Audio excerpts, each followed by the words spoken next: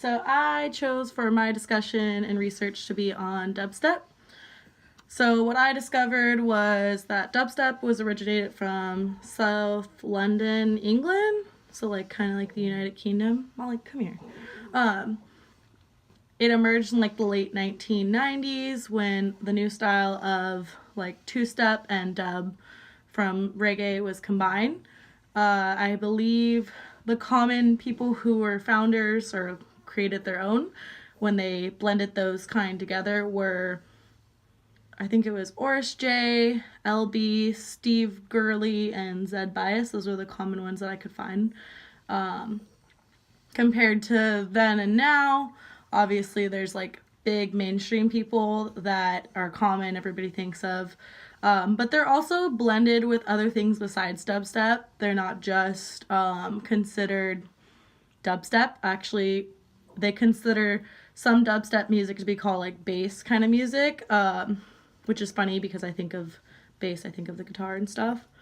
But I guess between both genres that were combined was what they explained to it as is the dub came from Jamaica, obviously. The dub grooves, the slow, minimal, atmospheric drums, and then the heavy bass, what tied it together to make that. I'll explain that, obviously, through the videos. The step came from the two-step garage type of genre. The instruments used in most dubstep type of music, obviously, a lot of things come from, like, computer-generated music and on like things like a keyboard that is used, sequencer, turntables, a sampler, drum machine, synthesizer, I can't say that word, synthesizer, personal computer, bass I can't say that freaking word, synthesizer, electronic drums, wobble bass, and music software. I actually had a turntable one time and one of those keyboards that you can add your music to. Very complicated, very expensive hobby to have. So, interesting. So there's that, and then also, obviously, the music that is found now, there's different types of styles. What I think is interesting to me and how it ties into rock music is the bass itself that is found into it. And actually, people who go to raves and dance to it now, there's actual mosh pits. They headbang like when they headbang to rock music. So I find it really interesting that it's kind of tied into that because I've always seen it that way. I've just never really learned into it the way I'm learning now. So I'm just going to show you guys some videos of some examples. I just want to show you guys what dubstep was then in the 1990s, 2000s compared to what it is now.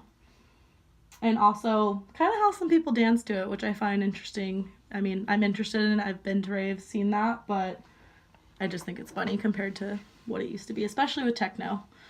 Let's see. Molly, chill.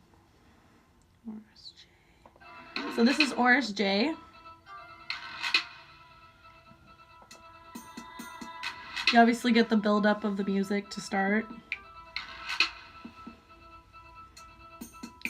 And you can hear the drums in the background that you're thinking of with a little bit of bass that ties into it.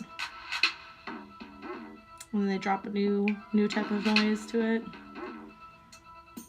This is like more of the slow dub music that we started with. And they add something else into it.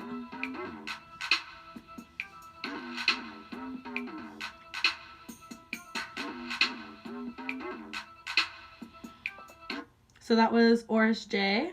Show you LB, a quick little song, and then what we hear now. So it has like a techno kind of beat to it, which I find funny. A little bit of that. Okay. And then there's Now. Let's go!